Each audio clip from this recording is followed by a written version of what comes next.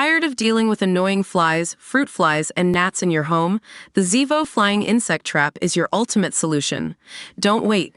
Check out the link in the video description now to get your Zevo Flying Insect Trap on Amazon and enjoy a bug-free home today. Elites in the Democratic Party are truly shameless. They'd already committed an egregious affront to democracy by covering up President Joe Biden's infirmity for months and then hand-picking his successor. It was even worse that Vice President Kamala Harris, their anointed nominee, had never won a single vote in a presidential primary contest. And it's an ongoing insult that Harris has yet to submit to a single interview or news conference in the 24 days that she's been her party's new standard-bearer. But it's the latest news from Harris' world that is truly too much to stomach. Campaign insiders are now suggesting to the media that she wants to break from Biden's failed stewardship of the U.S. economy.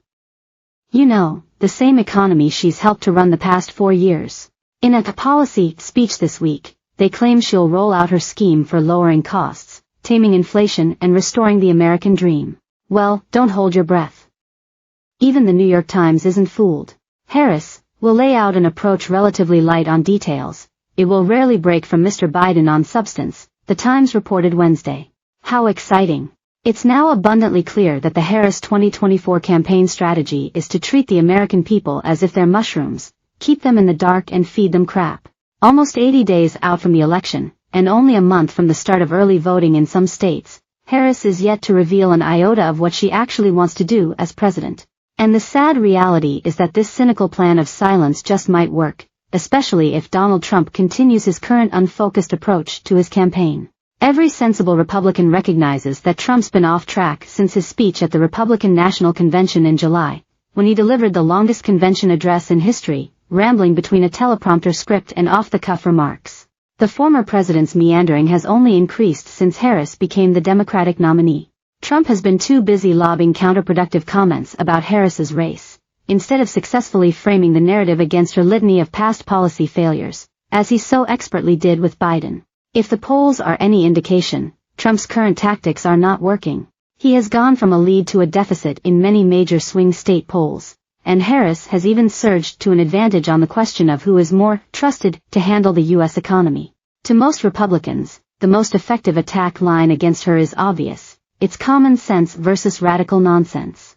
In 2020, Harris was rated the second most politically left senator in the 116th Congress by the nonpartisan government transparency group GovTrack.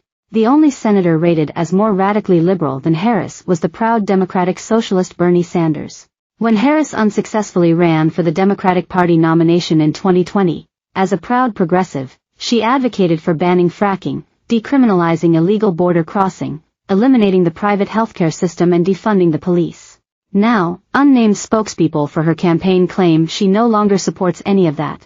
As vice president, Harris was tasked with easing the global factors driving an unprecedented number of migrants to the U.S. border.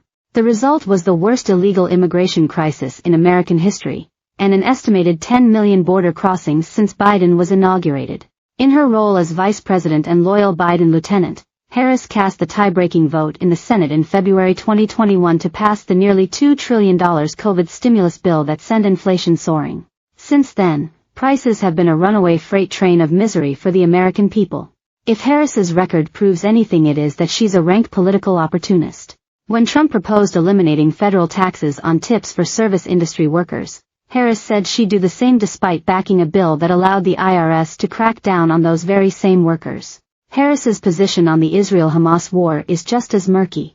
As the newly named Democratic Party nominee, she snubbed the Israeli Prime Minister Benjamin Netanyahu by refusing to preside over his address to a joint session of Congress in July.